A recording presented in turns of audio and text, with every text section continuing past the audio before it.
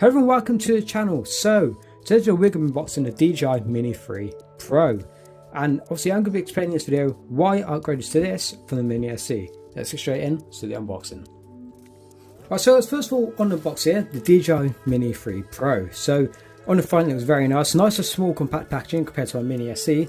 Obviously on the back here you've got the specs, you've got ultralight foldable, less than 249 grams, 4K HDR video, 48 megapixel photo, vertical shooting, which is a big part of this drone.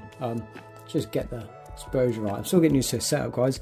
But we've also got the flagship 12km full HD video transmission. You've got 3-dimensional optical sensing, which is new to drones like this.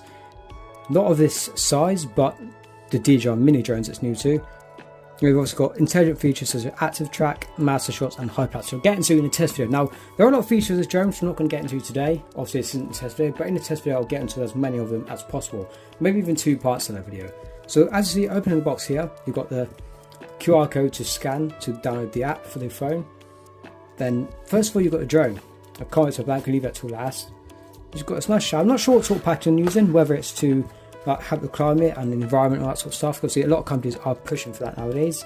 I'm guessing this here is the components box. Yes, here we go. We've got the instructions, stuff like that, the flying manuals, obviously quick start guides and all that. You've got the spare screwdriver for changing the propellers.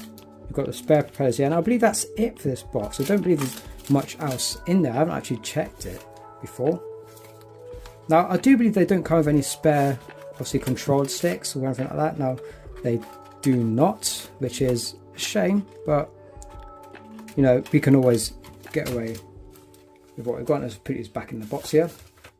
So I'm going to go into why I chose this particular variant once I get to the controller in a second and unbox the drone.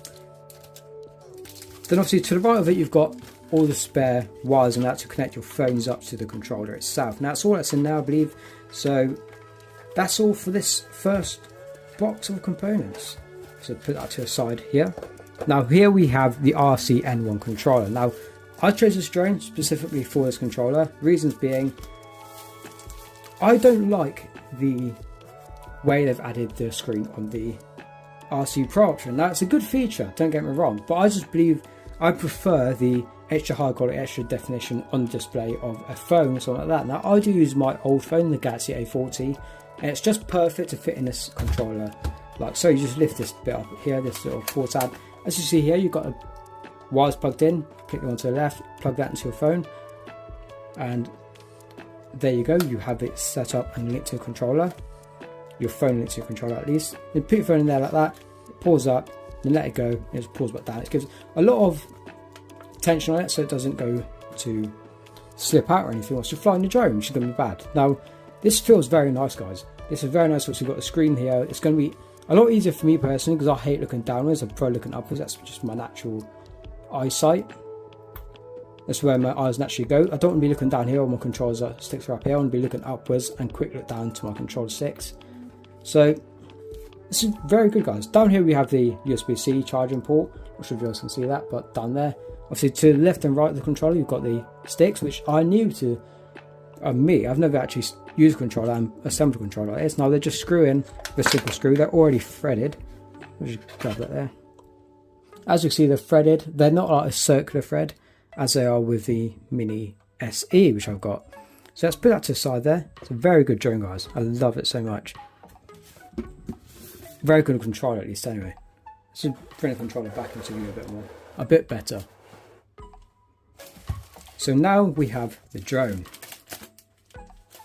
Now, this drone looks amazing. Just look at that, guys. Look at the nice compact form. I love the design more than any of the other minis they've ever made. And the reason for that is I think there's a lot more innovation within this itself. There's a lot more features going into it which enables it to look so cool. And I know some people may go for a simplistic look on the Mini SE, but I just think this looks really cool and nice and futuristic. It looks really amazing.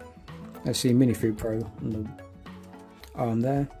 I think it fit ultralight, 249 grams, which is very useful when it comes to flying. Now, so in the UK, we've added licenses to drones under 249 grams. You have to take a special license. I'm not too sure on the licensing, but I do have drone license anyway. I do believe they did change it, so you had to have a license for drones like this. obviously because too many people are buying them, flying them stupidly, which if you buy a drone, guys, make sure you fly it under the rules and under the terms set within your local area. Make sure you download apps, all sorts. Make sure you email people to make sure you've got permission to fly on their land, and follow the rules, guys, because you're just going to ruin it for everyone else in the hobby. Now, some people in a hobby, some people it's a career. For me, it's a hobby. I just love taking pictures and getting aerial photography and cinematography. So as you see here, we have the USB-C port and the SD card port. Now, if you want to transfer the pictures in full quality from the drone, you're going to have to need the SD card. Now, I do have a 120 gigabyte SD card, which I'm going to put in here when I fly it. So let's take this back out. Now, this is just a standard battery. You get 34 minutes flight time out of this, and it's very good. 34 minutes flight time out of a drone this size is amazing, especially for all you've got added to this one particularly now. You've got the 4K 60 FPS camera, HDR2 now. You've got the front and back obstacle sensors, and you've also got two at the bottom. It's tridirectional obstacle sensing. They don't have side sensors, but you do have the ability to disable sideways movement. So when it hits an object, it will not, if sideways movement is disabled, it will not try flying around it sideways. It will come to a halt and just stay there until you move it yourself. Now, you can turn it off. However, be warned, it may potentially try and undercompensate for the object and end up crashing or just clipping it with the propellers. And I'm going to test that myself. I'm going to put my drone in danger for you guys. So yeah, here we have the camera protector. Make sure you take this off before every flight. This camera looks very nice. You've got 1.7 aperture on this drone, which is new to drones this size. It's very good for nighttime or low light photography. I've seen loads of good quality content coming from it. Now I'm going to test this when I do the flight test. So this drone looks amazing, especially with all the features it's got. Now, I've heard a lot of stuff about the range of this controller. Now we are going to test a lot of the features on this drone in the next video, in a flight test video. So without further ado, I'm going to wrap the video up there for you guys. So I'm going to go over the next video, the camera quality, general taking off, general tips which I have, things you should do before you fly. Also go over some of the features which it has inside of it, and hopefully we can get some good videos out for you guys and good quality cinematography with this drone.